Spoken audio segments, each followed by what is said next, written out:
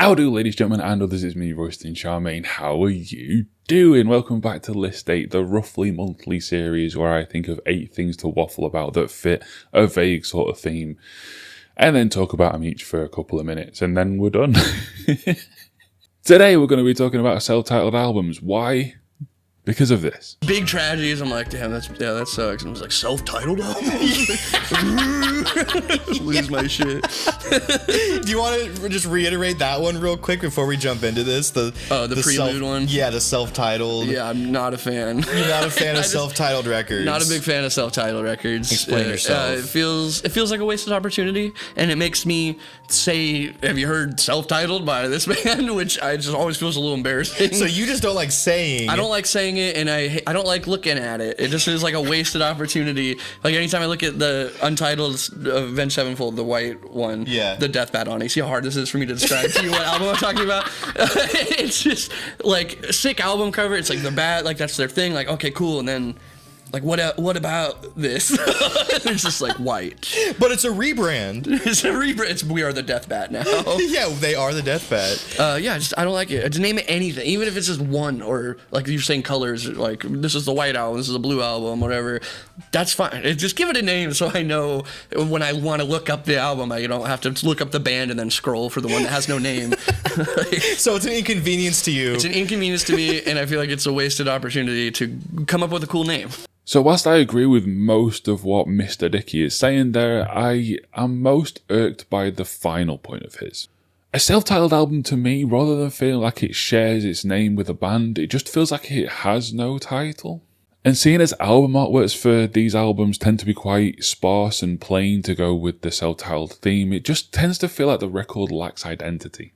A good album name can genuinely elevate a record, especially if it's a fitting name for the music they're in. So, with all that said, what is this album actually going to be? Well, we're going to look at 8 of the most famous, most iconic, best self-titled albums ever, and we're going to decide what they should have been called. We're going to give them all a title track. So yeah, I'm not just going to make up my own name. I'm going to use either one of the song names or part of one of the song names, something that the band or artist themselves actually came up with.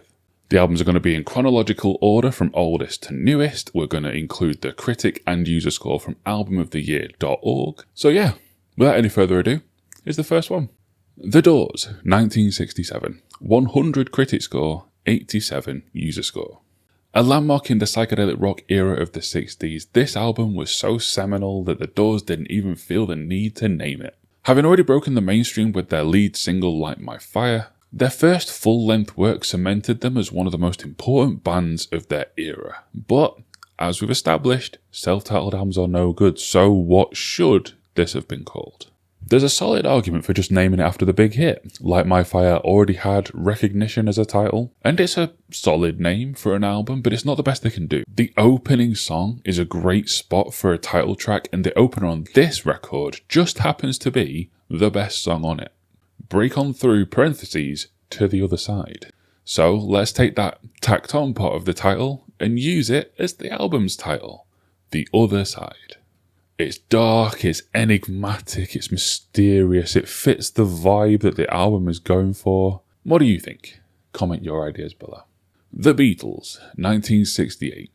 96 critic score, 88 user score. Talk about a landmark album of the 60s. The Beatles' 9th album was so good that they not only didn't name it, they didn't give it any cover art. To fans, this is known as the White Album for pretty obvious reasons. But is that not more than just a little pretentious? Let's give this one a name and a cover sleeve. Now, this album spans 4 sides of vinyl, coming in at just over an hour and a half in length. Crushing, you might call it. So the first nominee for title track has to be Long, Long, Long from side 3. I'm just kidding. It wouldn't be false advertising though. But no, there are a couple of really good album titles in the track list. The best one in my opinion is Helter Skelter. It's visually evocative, mysterious, intriguing. A great title for an album that moves through lots of different spaces and ideas, but unfortunately it's become tainted. With the power of hindsight, Helter Skelter, the song itself and its title have become irrevocably connected to the crimes of the Manson family. So, regrettably, I am going to go to my second best option. And so we're once again going to name this album after its best song, and one of Beatles' absolute best songs across their extensive back catalogue. This album is now called Blackbird. Not quite as enticing as Helter Skelter, it's nonetheless visually evocative and a fitting title for this album. Black Sabbath, 1970. 97 critic score, 86 user score.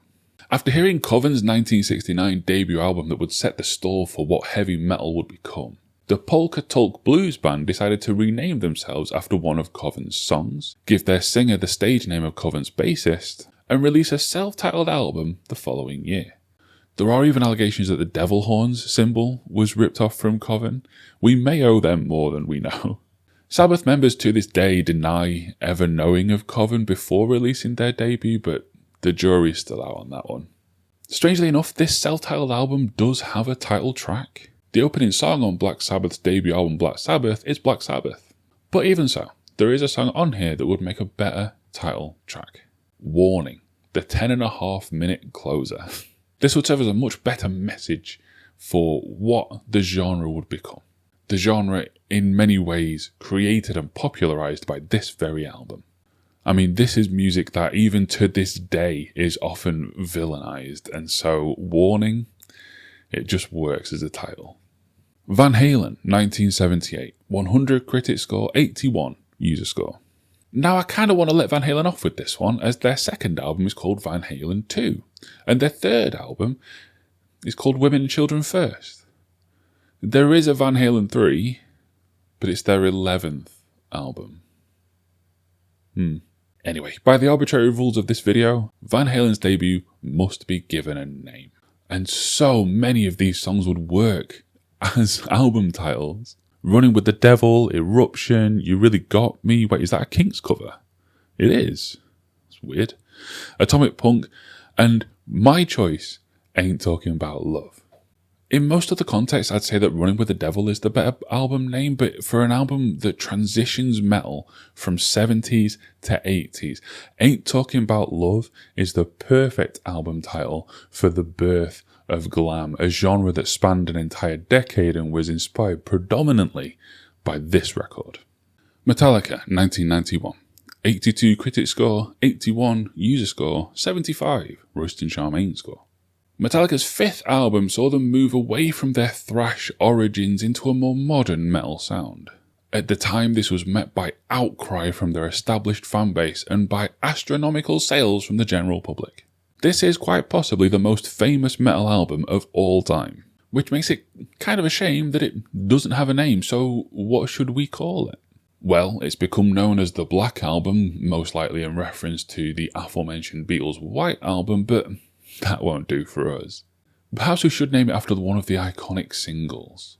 Enter Sandman has evocative imagery, Nothing Else Matters would be a cool way for the band to state their own importance.